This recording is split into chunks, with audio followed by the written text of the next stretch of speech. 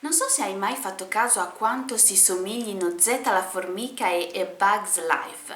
Beh, forse non sai che fra le due case di produzione c'è stata una faida proprio riguardante questi due film. Te la vado a raccontare.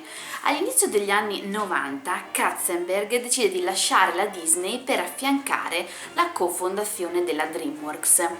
La DreamWorks poi, attorno al 1997, decide di acquisire una società di computer animation che si dedica quindi alla realizzazione di animazione al computer, e il primo progetto nato da questa collaborazione sarà appunto Zeta la formica. All'epoca però la Pixar stava lavorando appunto a A Bug's Life, quindi si viene a creare la situazione in cui nello stesso periodo due case di produzione differenti stanno lavorando su un film molto simile. Se non ricordi bene di quali film stiamo parlando, facciamo un piccolo ripassino. In entrambi i casi si parla di una formica maschio che tende a distinguersi dalla massa e a adattarsi con moltissime difficoltà alla vita della colonia. Si innamora della principessa, figlia della regina della colonia, ed intraprenderà un viaggio che in qualche modo lo porterà a salvare la colonia dal grande antagonista della storia, e alla fine conquisterà l'amore della principessa. Queste sono le parti in comune. Ovviamente ci sono delle differenze, quindi ad esempio in Zeta la formica è Zeta che decide di intraprendere questo viaggio per andare ad Insettopia perché non si trova più in linea con la sua colonia, vuole scappare e cominciare una nuova vita. Durante la fuga rapisce, così possiamo dire, la principessa Bala. Poi verrà a conoscenza che il generale Mandibola sta pianificando di distruggere tutti gli operai della colonia per poterne creare una nuova basata solo su soldati, quindi una colonia più forte secondo lui, sempre chiaramente sposando la principessa che poi gli assicurerà degli eredi futuri. Mentre invece A Bug's Life, che è considerato un lungometraggio d'animazione un po' più per bambini rispetto a Zeta la formica, che spesso presenta immagini forti, molto più sarcasmo, magari più intuibile da un pubblico adulto, Flick decide di intraprendere questo viaggio perché viene mandato dalla famiglia reale a compiere un viaggio nella città per cercare degli insetti guerrieri. Lui li trova senza accorgersi, senza sapere che questi non sono insetti guerrieri, ma sono insetti da circo, insetti che lavorano in un circo. Quando si rende conto dell'errore cerca di comunque tenere su questa menzogna per non far crollare le speranze della colonia, che nutre moltissima fiducia in questo gruppo di nuovi insetti che sono venuti a salvarli dal giogo delle cavallette, che costringono la colonia a raccogliere un'infinità di cibo più per le cavallette che per loro stessi.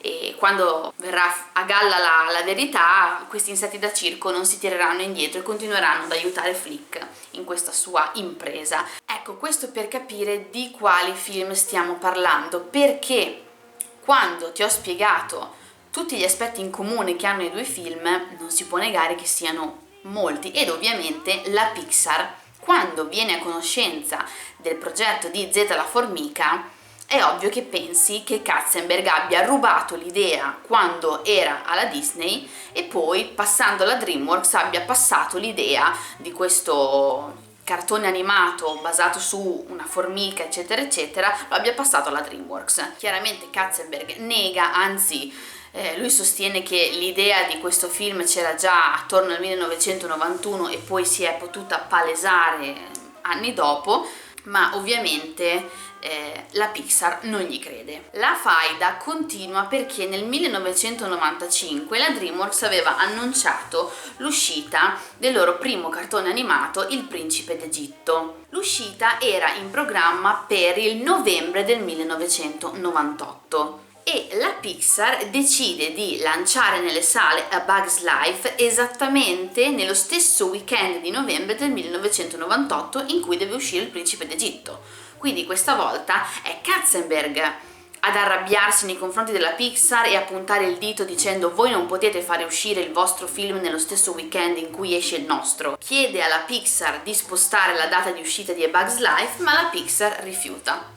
Cosa fa a questo punto la DreamWorks? La DreamWorks decide di posticipare l'uscita nelle sale del Principe d'Egitto a Natale e di anticipare l'uscita di Z la formica a ottobre 1998 per poter prendere in contropiede ed anticipare anche l'uscita di A Bug's Life nelle sale. La faida è caduta un po' nel dimenticatoio proprio perché sia la Pixar che la DreamWorks hanno sempre voluto mantenere un certo rigore nonostante tante piccole frecciatine che si sono fatte fra queste persone. Chiaro che non ci è dato di sapere la verità, sicuramente è molto molto sospetto che escano due film con una trama così simile. Di sicuro quando guardo questi due film ora mi ricordo di questa cosa. Sono due film molto validi da vedere e pertanto li consiglio vivamente perché sono due grossi punti cardine insomma nella storia dell'animazione. Bugs Life è molto più simpatico, molto più colorato, acceso e è rivolto prettamente ad un pubblico più giovane, e Zeta la formica è un pochino più, ha dei toni un pochino più dark, ha dei doppiatori d'eccezione in lingua originale come Woody Allen, Sylvester Stallone, Sharon Stone, Jennifer Lopez, Gene Hackman, Danny Glover e Christopher Walken. Perché è rivolto principalmente ad un pubblico un pochino più grande. Come dicevo, c'è molto sarcasmo, ci sono scene anche molto più forti, quindi io consiglio di vederli entrambi e poi di farsi una propria idea rispetto ai due film, indipendentemente dalla faida che può essere intercorsa fra le due case di produzione.